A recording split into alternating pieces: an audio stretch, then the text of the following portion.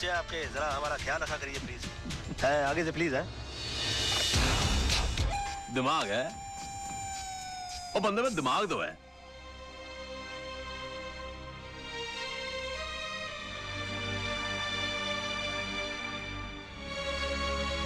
जानू, एक cup coffee मिलेगी? बहुत थक गया हूं मैं। मेरा बस चले तो उस कॉफी में जहर मिला के पिला दूं तुम्हें, पर क्या करूं, पत्नी हूं ना तुम्हारी। क्यों, ऐसा क्या कर दिया मैंने? झूठ, मक्कारी और कुछ आता है तुम्हें? एक मजलूम औरत तुमसे इंसाफ की उम्मीद लगाए बैठी है और तुमने उसका केस लड़ने से पहले ही उसे हरा दिया। तुम हो ना मुफ्त में आजकल बहुत शक करने लगी हो। तुम ऐसा सोच भी कैसे सकती हो मेरे बारे में? हरगिज नहीं सोच सकती थी अगर मैंने खुद अपने कानों से कालरा को फोन पर नहीं सुना होता। बेबी, ऐसा झूठ बोलना पड़ता है मैं फोन पर? एक और झूठ।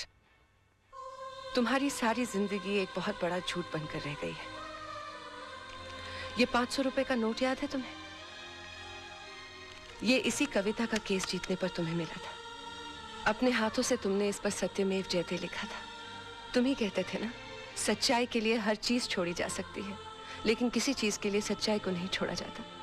और आज पैसों के लिए तुम सिवाय झूठ के और कुछ नहीं बोलते। हाँ, झूठ बोलता हूं मैं। तो तुम क्या समझती हो तुम्हारे डैडी झूठ नहीं बोलते?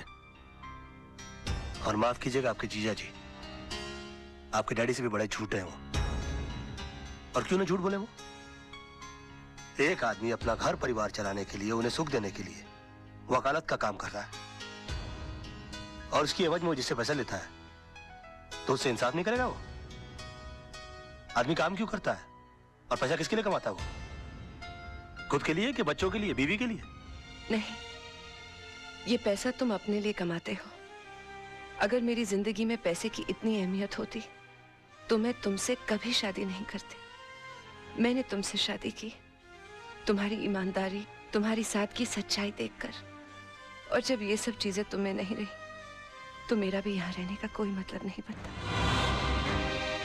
मैं अपने बेटे को लेकर यहाँ से जा रही हूँ। सोना, अगर तुम गई ना। और हाँ, आज कोई बहाना नहीं बनाना, क्योंकि मैं नहीं रुकूंगी।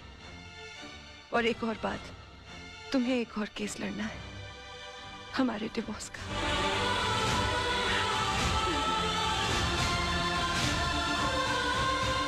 सोना,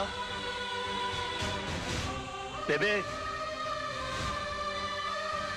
जानू,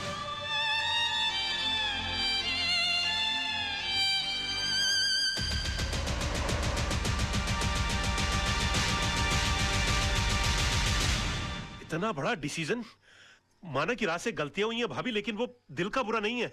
आप चलो मेरे साथ, मैं समझाता हूं उस गधे को। नहीं मोहन भैया, मुझे किसी किस्म का कॉम्प्रोमाइज नहीं चाहिए। मैं आपके पास अपना भाई समझ कर आई हूं। अगर आप भी उनकी तरफदारी करेंगे तो मुझे यहाँ से भी चले जाना होगा। कैसी बातें कर रही हो भाभी? ये घर तो तुम्हारा है, लेकिन चिंटू के बारे में सोचो, उसके फ्यूचर के बारे में सोचो। भैया, राज के साथ रहकर ना तो मैं खुश रह सकती हूँ और ना ही चिंटू का कोई फ्यूचर है। इसलिए मैंने उन्हें तलाक देने का फैसला कर लिया है।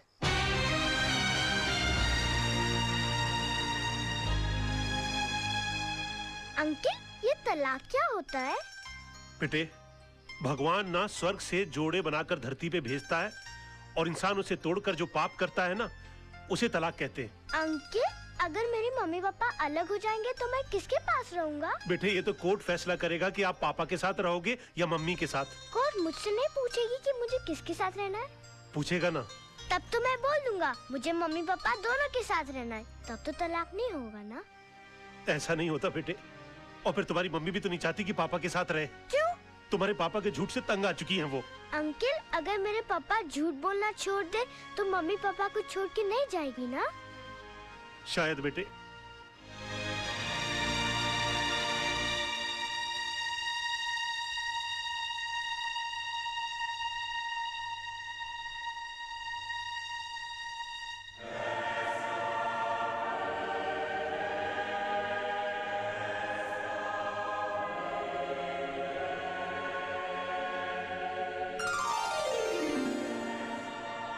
भगवान, मेरी मम्मी मेरे पापा के झूठ से बहुत परेशान है। आप चाहो तो क्या नहीं हो सकता। ऐसा चमत्कार करो कि मेरे पापा कभी भी झूठ नहीं बोले। अगर चाहे भी तो उनके मुंह से कभी भी झूठ नहीं निकले।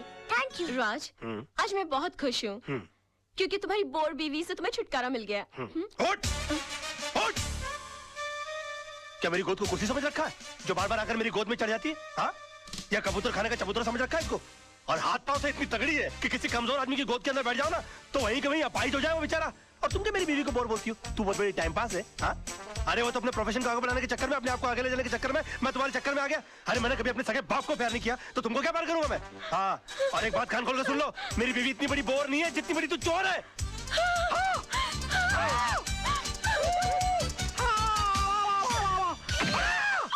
Oh my God! राज! राज!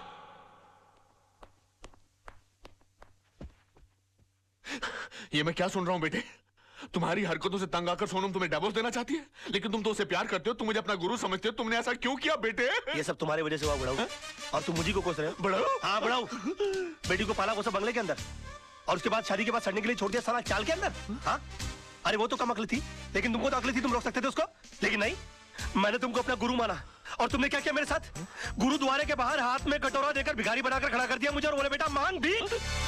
बड़े दामाद को देरी चलाने के लिए कंपनी और मुझे क्या दिया? Social service centre. कहा गरीबों की दुआ लगेगी? मेरी बद्दुआ का डर नहीं लगा तुझे बुड्ढे? हाँ? बड़ी बेटी की शादी के बाद रिटायर नहीं हुआ, लेकिन मेरी शादी करते रिटायर होकर भिंडी और आलू उगाने के लिए चला गया गाँव के अंदर। और याद है किस तरह से पीठ पर हाथ मारकर मुझसे कहा, हाँ, कि बेटे I am proud of you my son, I am proud of you. मेरी बेटी खाली हाथ घर से जा रही है। अरे यार जब बच्ची के हाथ में कुछ दोगे नहीं तो खाली हाथ ही जाएगी घर से। इतना भी नहीं कि महीने 2 महीने का खर्चा दे देते, लेकिन ना, कहा कि मेरी सारी चिंता दूर होगी। अरे अपनी चिंता जब दूसरों को दे दोगे तो खुद की चिंता तो दूर हो जाएगी ना। 2 बेटी पैदा कर सकते हो, 2 घर दबा नहीं पाल सकते थे।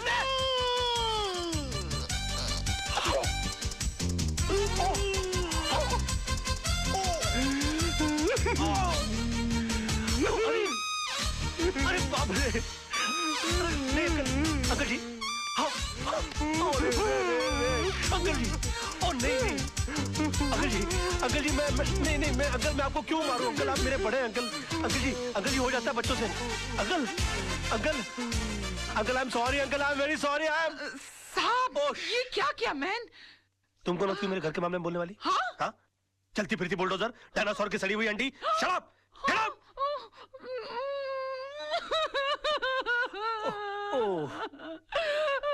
I'm sorry, Tisa baby. I'm so sorry. Dinosaur, Anna, तुम लोग अपना काम करो।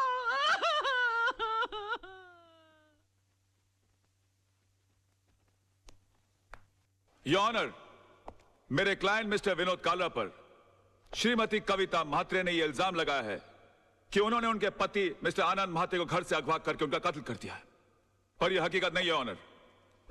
ट्रेन के कंपार्टमेंट में मिस्टर आनंद म्हात्रे की लाश के साथ एक सुसाइड नोट बरामद हुआ है जिसमें यह साफ साफ लिखा हुआ है कि हालात से तंग आकर उन्होंने आत्महत्या की।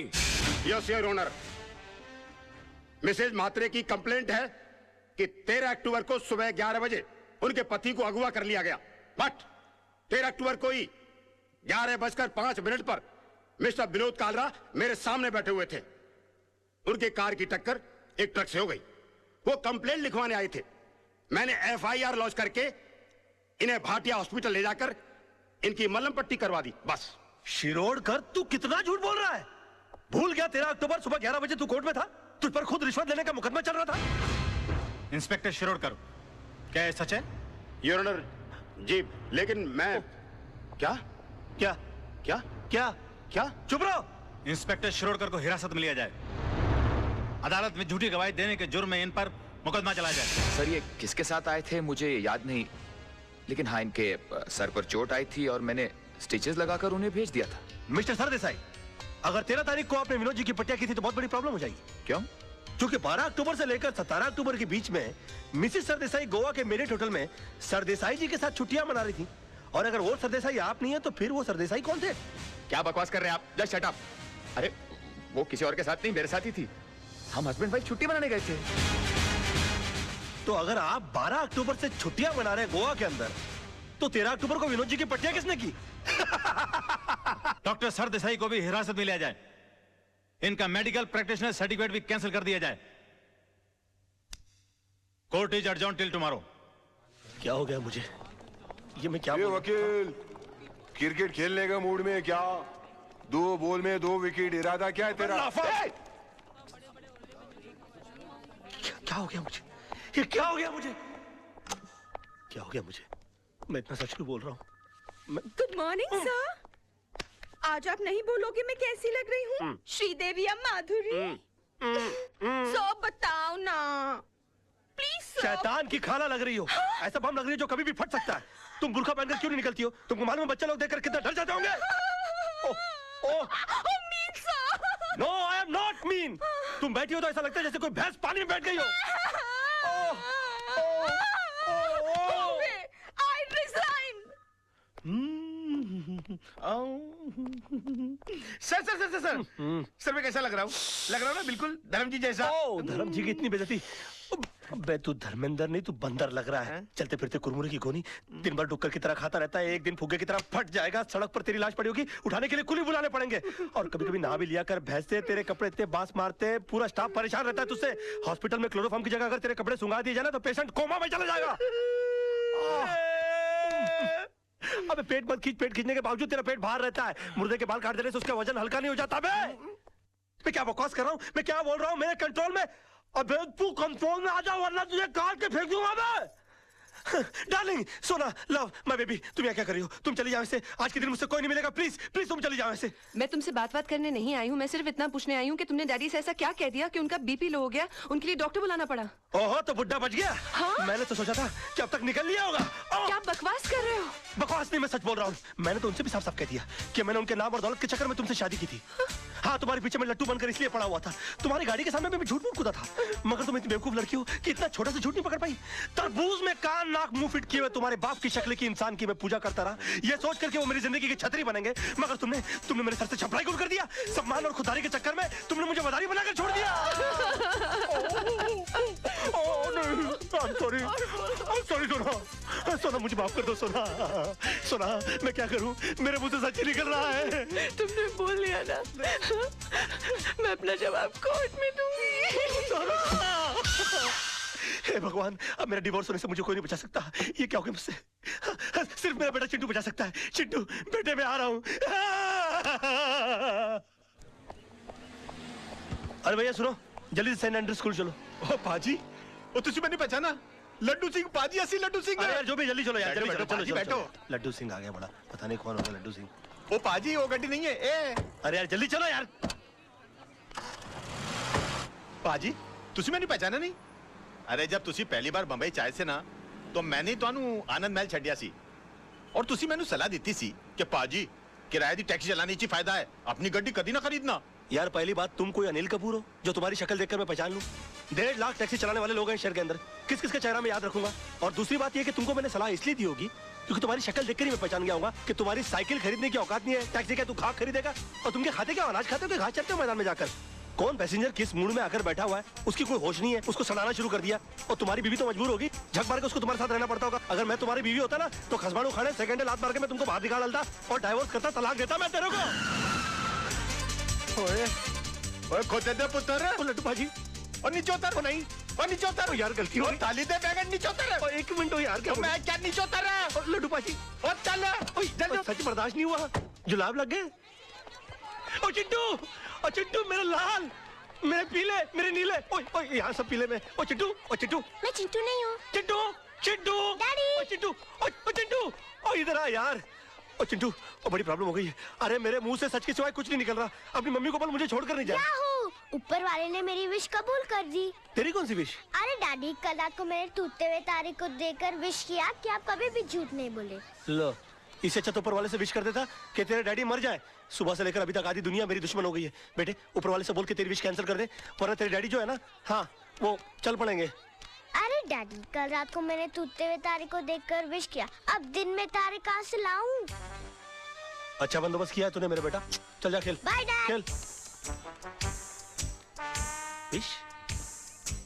ऐसा हो सकता है? ये वकील, कोर्ट के अंदर जज के सामने तेरे बहुत उल्टे सीधे पैंतरे थे, बहुत चौड़ा हो रहा था, अभी पतली गली। चल भाई बुला, चल। अबे ओए, कोल्ड ड्रिंक के खाली बोतल के मुड़े हुए स्ट्रॉ, घिसी हुई कोल्हापुरी चप्पल। ये देख, ये देख। अरे सुबह सुबह ब्रांडी मार के कोर्ट गया था कि अपने विटनेस सुना दिए। अरे मेरा यकीन मानिए काना भाई, मुझसे झूठ बोला नहीं जा रहा यार। चुप कर, चुप कर। तू तो इतना बड़ा झूठा है कि माँ के पेट से पैदा होकर पहला रोना भी झूठ मूठ कर रोया होगा। ये वकील, विनोद भाई को कुछ भी हुआ ना, ईमान से इसके अंदर चेचिया ऐसा मुंह खोल के पेपर की तरह पेट के अंदर नहीं डाल दिया। क्यों सूखे हुए छुआरे, बासी उड़द के पापड़, तू क्या मुझे जब देखो गन की हुलपट्टी देता रहता है? हाँ? भूल गया उस दिन किस तरह से तेरे को मेरी बीवी ने चपाट मारी थी खींच के? दिन में तारे दिखाती थी फिर भी सुधरा नहीं, और क्या गन दिखाता रहता है? कभी चलाते भी है क्या? चला राज राज राज, ये क्या करा? हम तेरे वेलविशर हैं यार। अबे क्या वेलविशर भाई? जब देखो तो लौंडियों की तरह गन पॉइंट के ऊपर नचाते रहते हो, बोलते वेलविशर हो। मैं बनूं क्या वेलविशर? चिल्ला मत बे। जब देखो तो कुत्तों की तरह चिल्लाता रहता है। क्या बोला था उस दिन मेरे ऑफिस में आके मेरे को? हाँ, कि 2 गोलियां अंदर डालूंगा, तेरा केस कौन लड़ेगा? बदतमीज बात करने की तमीज नहीं है।